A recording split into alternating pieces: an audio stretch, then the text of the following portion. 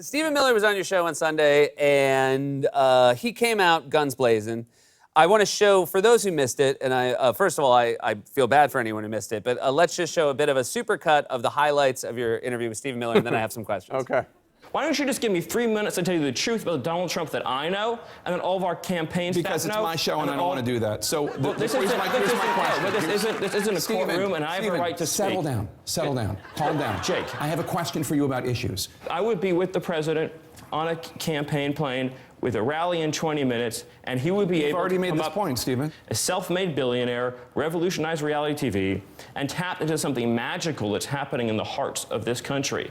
The people that you don't... The president has an approval rating in the 30s. I don't know what magical you're talking about. There's one viewer that you care about right now, and you're being obsequious. You're being a factotum in order to please him, okay? No. And I think I've wasted enough of my viewers' time. Thank you, Stephen. As Republicans, lawmakers call for Attorney General Jeff Sessions to resign. So I have to ask, you know Stephen Miller. You've interacted with him before. Did that catch you off guard, the tone of that interview? Yeah, I've known him for a long time. He was a press secretary on Capitol Hill for quite some time. And I knew that he was sometimes unusual to interact with. Mm-hmm. But no, I was not expecting that. I would not have booked him if I thought that was what was going to happen. Does it feel at some point a little bit like a rodeo and you're just trying to stay on top of the interview with that? It was just so... Most of the time when people come and they want to represent their point of view, and I've interviewed President Trump, I've interviewed Rex Tillerson, we've interviewed lots of people. Most of the time when they want to get across their point of view, even if they think you're being unfair or they don't like the questions, there's an effort made to have a certain behavior like a human being. Yeah. Which makes sense, because you're a human, I'm a humans human are being. watching. Yeah. My viewers are 90% human, yeah. 10% cats. And there's also usually in politics an effort to be likable, to convince people. And I certainly understand the White House point of view that the media is unfair to them and doesn't give them their due and all of that. But it wasn't a conversation where he wasn't allowing me to ask questions. He wasn't answering my questions. He started repeating himself. It was just bizarre. He was complaining that you weren't giving him time to talk about issues, and yet every time you tried to cede time, it seemed like he went back to things he'd already said. Yeah. Do you feel like the story about the president coming up with riffing off the news? Yeah. If you missed it at 9:01, he told it again at 9:07. You said had you known it would go like that, you wouldn't have had him on. Yeah. You must have this balance, and I'm sure people ask you about this all the time, like who you allow on your show. And there are people with certain hateful rhetoric who are now in the White House. Right. And so how do you decide, as far as just being a gatekeeper as to guests, Yeah. you obviously have a lot of Trump people on your show. Do you think that's important? Well, he's the president, and the Republicans control the House and the Senate and the White House. So I think it is very important to ask them questions and to speak truth to power, and also just to get information from them and have them explain what they're doing.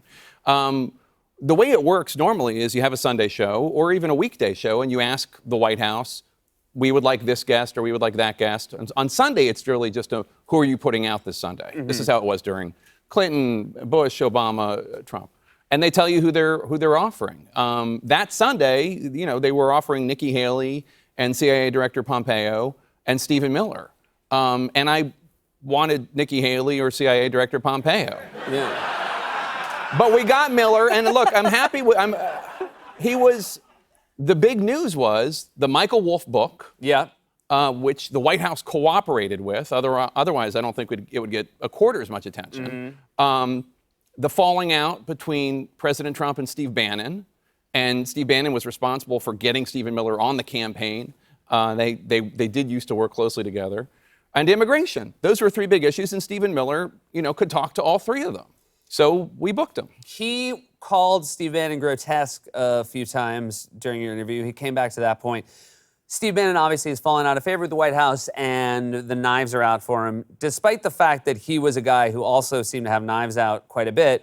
Do you have any empathy for these sort of fallen members of the Trump administration once they sort of fall out and they're sort of ravaged by their once colleagues? I wouldn't call it empathy, but I mean, the truth of the matter is Steve Bannon played a huge role in the final months of the Trump campaign and in the first, whatever it was, 8 months of the Trump presidency. And to pretend that he didn't was silly. And when President Trump issued the statement, and this is really where the conversation with Stephen Miller started to go off the rails, is when I started to ask about the fact that the president had said Bannon didn't play a role. And I said, well, what about all these issues? I was defending Steve Bannon, which is one of the reasons why his attack on me and CNN subsequent, like, you know, we're liberal media, we're biased.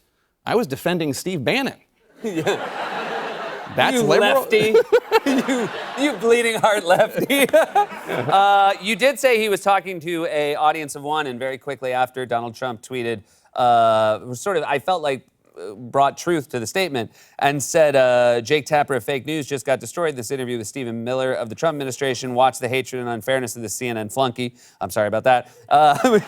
But then you wrote back. I said factotum. That's a word. You wrote back with an emoji. Here's the interview. Judge for yourself. So you certainly, your feelings weren't hurt that much.